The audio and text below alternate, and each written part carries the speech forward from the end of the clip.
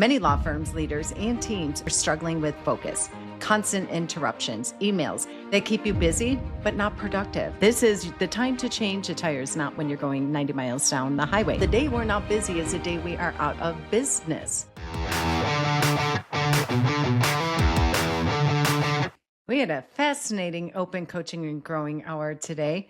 And the common topic was, how do we catch up? How do we find time? We are backlogged. We have overdue tasks.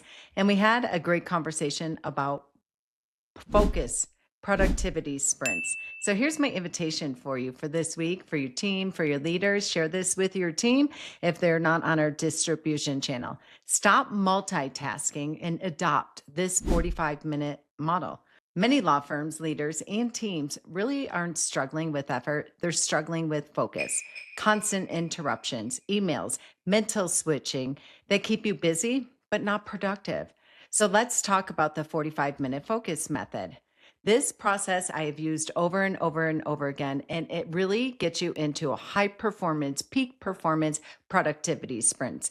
And the purpose is to create energy, momentum, immediate results that are fueled by small, impactful victories, condensing time, and putting this in your weekly planning, your monthly planning, and conducting these will allow you quickly to fulfill outstanding promises, opportunity, collect money, and forward movement opportunities. The goal is take immediate action on the items that have been sitting on your to-do list that you're overthinking, procrastinating on, and never finding the time. So we talked about this today. Step one, schedule a reoccurring appointment for a 45-minute block, one time a month during your growth time. Hopefully you know what that means. This is the time to change the tires, not when you're going 90 miles down the highway. Hardwire this into your calendar. Strategic byproducts of this, retention for your team. That you're saying, I understand that we are all incredibly busy, and I am giving you the gift of space and grace to work on the things that are mentally cluttering and causing you to feel like you're constantly behind. So put this hardwired in your calendar. Of course, you're going to supply food and treats and all that for your team. Step two, you meet in the conference room at a designated time, same place, same time each month. Each person is to show up prepared with their running to-do list, maybe something that came out of their top 3 for the week, or maybe their project list that it's been sitting there. And yes, attorneys, this includes you with ideation and things that you can't get to. And then everybody work on one sprint area at a time. Set the timer for 5 minutes. Allow each person to do a brain dump. What's on their list? Ideally, they already have this top of mind for them, and they're going to get incredibly clear on this. And then they're going to set a timer stops, and each person will circle what they're going to take up during this 45-minute high performance time. Step 3, you leave. Each person separates to sprint. If you accomplish the first thing, you know that the feeling we all feel like, oh, this is so heavy. It's so daunting. It's going to take me forever to do this. But once when you have that focus time, you're like, wow, this really took me 15 minutes. It might be a reply to a high net worth client or what have you, and have this space and grace to craft a really meaningful response, whatever it means. It never takes us as long as we think when we have this space and grace and the focus to work on something. So it might take you 15 minutes to deal with this thing, handle this thing that we thought was going to take hours. Then you move on to the next. If you're chipping away at some of these big rocks that are not requiring big lots of time, the goal is to keep the momentum going for 45 minutes.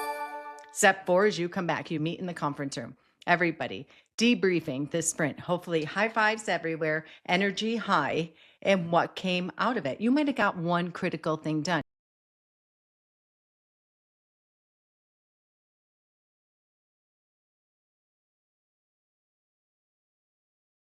What energy and momentum that was generated from your first sprint?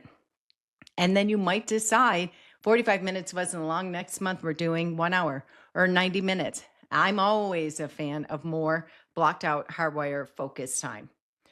Step 5 is the team leader will take ownership of really documenting what came out of it, the continual work that each sprint prepared for other people. So what's on your list for next time? What did you not get to? How much time do you think it would take you to really push this through the goal line, through the finish line? Where do you need accountability and support? What's next for you?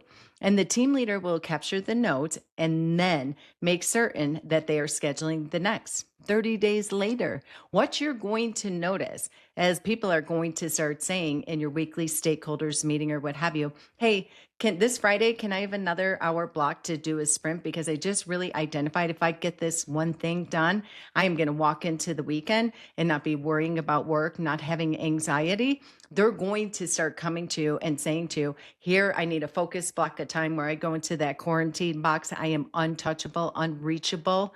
And what leader wouldn't be delighted on this? If I can move on this one thing, it's going to bring an additional $10,000 into the firm. It's going to finally deploy that marketing strategy that we wanted, that welcome kit that we wanted for the shock and awe package to really communicate, to develop that referral management system, whatever it might be.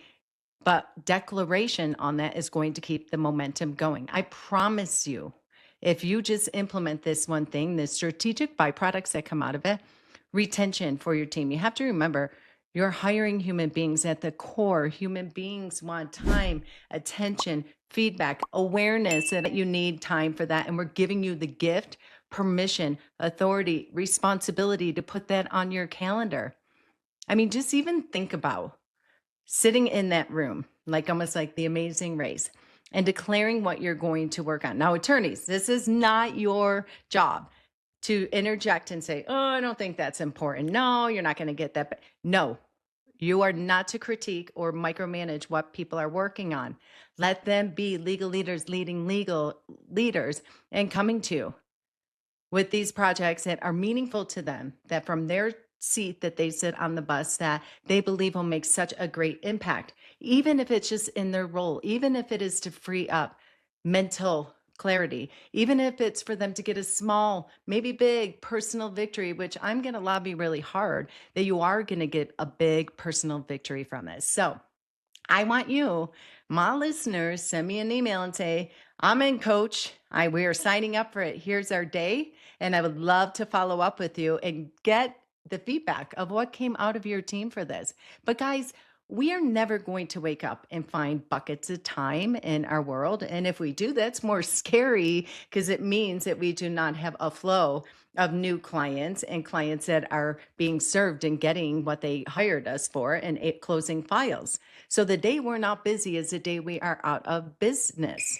We're never not going to be busy, but when we have focused time and we give it to our team, we know how that feels as entrepreneurs. Imagine the payoff. So share this with your team, reach out to us, and if you need support, let's hop on a clarity call and see where we can make this consistent and persistent in your world. I'm so tired of micromanaging. How do I train, manage, and lead? I can't find time to be visionary, head down in the weeds.